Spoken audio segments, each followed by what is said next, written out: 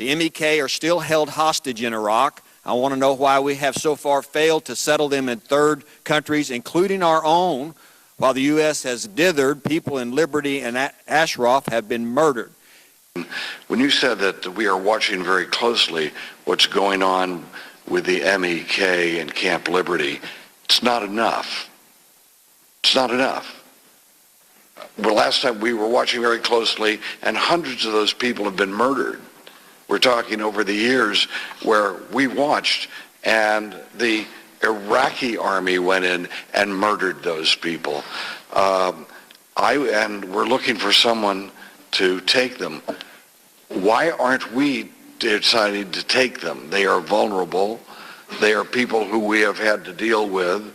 Is it our government that we will, or we just, I know I have a resolution, Mr. Chairman, suggesting that we take these people in. So why are we just watching? Are we not, why are we moving beyond that and moving them out? We're working, as our senior advisor for MEK resettlement, Jonathan Weiner, is working, he's actually on a flight tonight on this issue, working to find, again, more third country settlement options. One particular lead, we are hoping that a country that has already taken a significant number will take more, and perhaps a substantial amount more. So we are working these leads very aggressively, and I'm happy to follow up with you with a more detailed briefing on where that stands. Okay. I would be very appreciative if you could follow up on those details with me, but also let me, Mr. Chairman, just for the record again state, it would be better, these people have relied on us, we made a deal with them, just to take them into the United States as refugees. And if there's any group of people in the world that are at risk and are refugees, it would be these folks in Camp Liberty. Thank you very much, Mr. Chairman. How confident are you that Camp Liberty can withstand more attacks? Again, as I want to mention, I've visited Camp Liberty a number of times. Have you ever stayed there? Well, I have not stayed overnight there, but I have stayed in, I have lived in trailers under repeated rocket attacks, so I do know what that feels like, and I have discussed that with them. You don't think it's a real possibility? Watching it very closely. You don't think it's a real possibility? I'm not going to, again, I'm happy to come address the specific security apparatus we have at the airport. Okay, well, do we just write them off?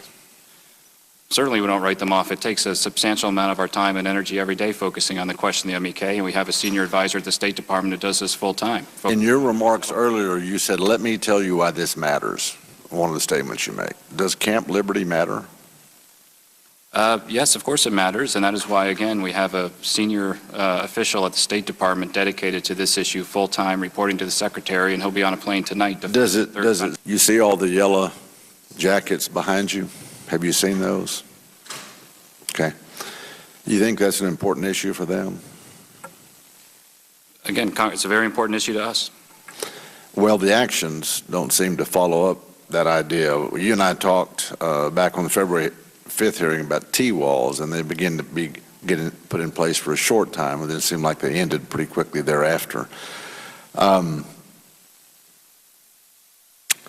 I would say not only is it an important issue for those who are here to support some action on the administration's part to help Camp Liberty, but obviously it's also important for Camp Liberty, and I think the administration has let them down. Somehow we need to make that a priority.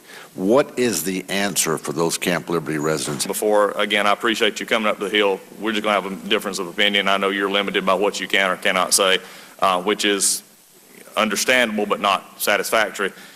But to the Camp Liberty supporters in Iraq, look, I want to tell you each, Secretary of the State Department, any other agency, the United States needs to continue to employ all necessary means to protect those there. It is our obligation, it is our right, and frankly, studying it forever is not the option. That needs to stop. The next time I hope someone comes to this committee, they're actually saying, here's what we're doing, not that we're looking at it, because that's very disingenuous in a lot of ways, because we've been looking at it for a long time now. You know, with that, I think there's a lot of big questions here, Madam Chair, that are left, especially concerning use of force, and I would like to have a healthy discussion about that and not just a, well, we'll get to it later because there's a lot of military, legal options. I'm an attorney as well, so yeah, there is a lot of legal options here, but we need to decide what are we going to do it under and not just make it up on the fly because we're not sure what to do. Madam Thank you Chairman, I so yield back. much, Mr. Collins.